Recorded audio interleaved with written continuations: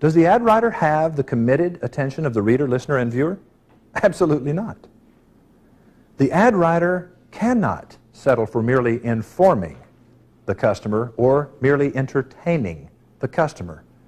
Wouldn't you agree that most of the ads in America today are wonderfully entertaining and or incredibly informative? Very few are persuasive.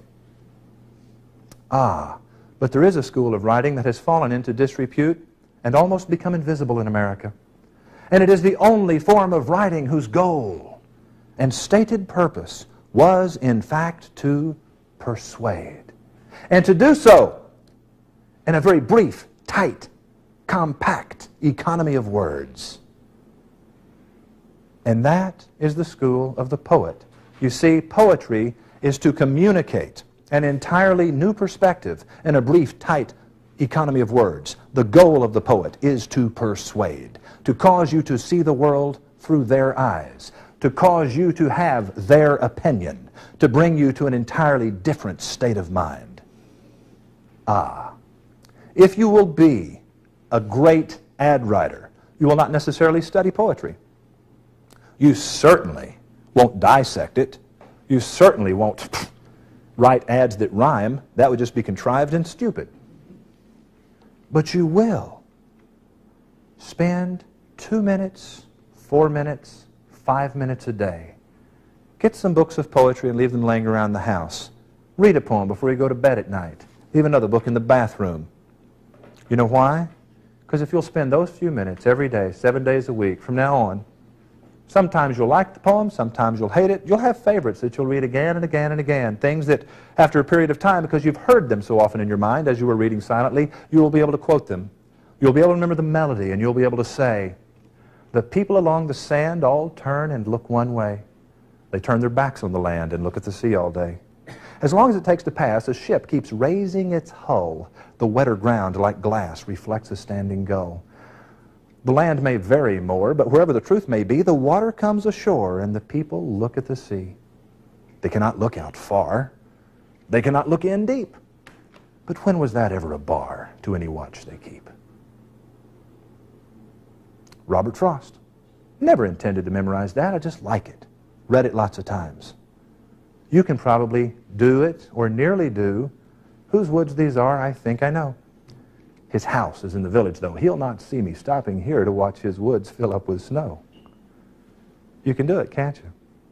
My little horse must think it queer to stop without a farmhouse near, between the woods and frozen lake, the darkest evening of the year. He gives his harness bells a shake to ask if there is some mistake. The only other sound's the sweep of easy wind and downy flake. The woods are lovely, dark and deep, but I have promises to keep, and miles to go before I sleep, and miles to go before I sleep. These pools that, though in forest, still reflect the total sky almost without defect, like the flowers beside them, chill and shiver, and like the flowers beside them will soon be gone, yet not out by any brook or river, but up by roots to bring dark foliage on.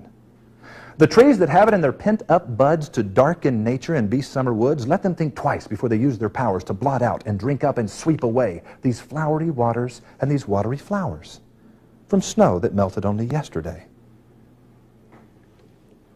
Just absorb it through your skin. Take it in, read it, lay the book down, and I'll tell you what it will do.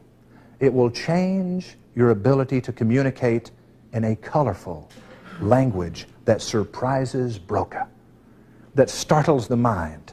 The twist of a phrase, the manipulation of a concept, the use of an unusual combination of words in an unpredictable way.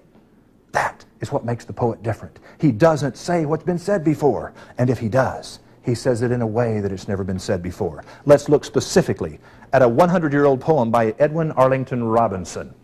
The goal here is, in your ads, use unpredictable words in unusual combinations. Your goal is to surprise Broca's area of the brain. And, through Broca's area, cause the reader to, or the listener to, see themselves someplace between the woods and frozen lake, the darkest evening of the year. To be there in the visuospatial sketchpad of their imagination. Now, don't satisfy the expectations of the schema. The schema is the accepted, predicted worldview. It's the template through which your life experience is colored. Your schema is in fact the sum total of your experiences, prejudices, and superstitions. As a matter of fact, your schema dictates that if I play the first 7 notes of the musical scale, your schema will be screaming for that 8th note, because it always comes after the first 7. And if I fail to play it, Broca is satisfied and I have your attention. Don't ever do what the listener was expecting you to do. Now, whenever Richard Cory went downtown, we people on the pavement looked at him. He was a gentleman from sole to crown, clean-favored and imperially slim. He was always quietly arrayed, and he was always human when he talked. But still he fluttered pulses when he said, "Good morning," and he glittered when he walked. And he was rich, yes, richer than a king, and admirably schooled in every grace. In short, he was everything to make us wish we were in his place. So on we worked and waited for the light, went without the meat, and cursed the bread. And Richard Cory, one calm summer night, went home and put a bullet through his head. Ooh, that's ugly. 60 seconds, and man, I wish you hadn't read that.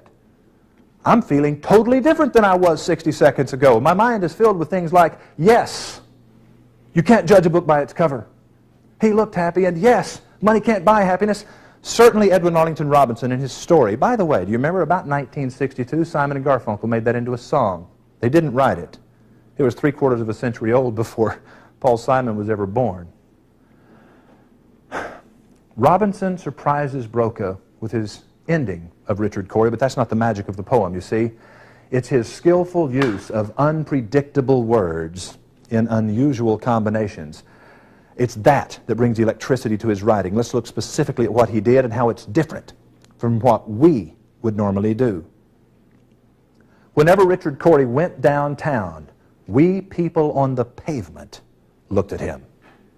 He was a gentleman from sole to crown. Not from the bottom of his head to the bottom of his feet to the top of his head. From the tops of his head to the bottom of his feet. That's what people say all the time. No.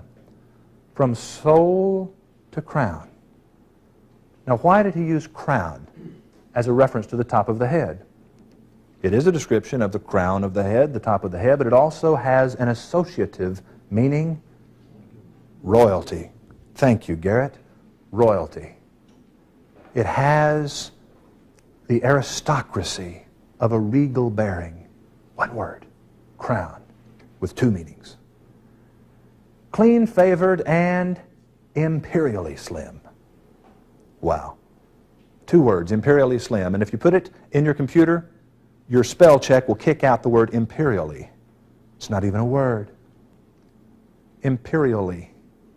Nope. But that combination, imperially slim, no one's ever said imperially slim before, but it reinforced that crown message just a few words earlier. It gave you a rich texture of an aristocrat, of a man who had everything to be proud of. And he was always quietly arrayed. To say that a man dressed quietly. You know exactly what he's talking about, but you've never heard that phrase before. And he was always human when he talked, but still, he made heart skip a beat. Oh no, it wasn't from the bottom of his feet to the top of his head, and he didn't make heart skip a beat. He fluttered pulses when he said, "Good morning," and he glittered when he walked. Now, do you have the guts to say something that abstract and that absurd? Will you say, "And he glittered when he walked"? Because if you will, you can win the hearts and minds of the world. You can do what Jim Michener did. You can do what he instructed Bill Lederer to do. Don't try to win people with the facts. Facts come up against the screen of the intellect, and the mind says, do I accept this? Do I not accept this? Do I agree with this? Do I not agree with this? But when you present something that is obviously fiction, and he glittered when he walked, passes right past that intellectual filter, and people embrace the magic of it. Why? Because you're not even pretending that it's real. In my new book, Secret Formulas of the Wizard of Ads, I describe a seminar like this one, where I did an experiment. It was a bunch of professional writers, and I spoke to them at a luncheon, and it was mostly women. And I said, this is my new book, and I held up a copy of The Wizard of Ads. And I said, it'll make you rich, it'll make you thin. It'll make you rich, it'll make you thin. Buy the book. You'll be rich and thin. Buy this book. And they all started laughing. So I started doing a little more Elvis stuff. And then I said, you'll laugh, you'll cry, you'll kiss 17 bucks goodbye. Come on, help me. I'll laugh, I'll cry, kiss 17 bucks goodbye. Help me. I'll laugh, I'll cry, I'll kiss 17 bucks goodbye. And I was testing a theory. If a person heard themselves say that they were going to do something that they weren't even planning to do, they're imagining it over and over, and it brings them more likely to do it. I wanted to make claims about the book they knew could not possibly be true, but that would create an attractive and a pleasing mental image in the mind. They associated this pleasing mental image of being rich and thin. And few of these women were either rich or thin. And I don't mean that in a derogatory way. It's just something that I knew that would appeal to each of them. And then I said, I'll laugh, I'll cry, I'll kiss 17 bucks goodbye. And they all did that. Of course, I sold a record number of books when that was over. Why? Because I spoke reality? No, because I spoke to the taste of meat in the heart of the dog. Talk to the customer in the language of the customer about what's important to the customer. They knew there was no possible way that he glittered when he walked, or that the book would make them rich and thin.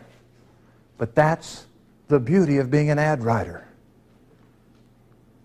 You're not a news reporter. You're not bound by the confines of journalism. You're trying to uncover the magic and communicate the magic. Ah. And he was rich, yes, richer than a king, and admirably schooled in every grace. In short, we thought that he was everything to make us wish we were in his place. So on we worked and waited for the light, went without the meat and cursed the bread. And Richard Cory, one calm summer night, went home and put a bullet through his head. Bam! Less than 60 seconds, the thing is loaded with unusual words and unpredictable combinations. That is the magic of a poet. To communicate an entirely new perspective in a very brief, tight economy of words, it's the magic of the ad writer. Do yourself a favor, do your clients a favor, buy some books of poetry, leave them laying around the house, invest 2 stinking lousy minutes a day to read a poem. It will dramatically, over time, if you have the patience of the farmer, over time, it will begin to season and color and flavor your ability to describe things. Could you accept that? Will you believe that? And that is advanced copywriting, the philosophy of writing.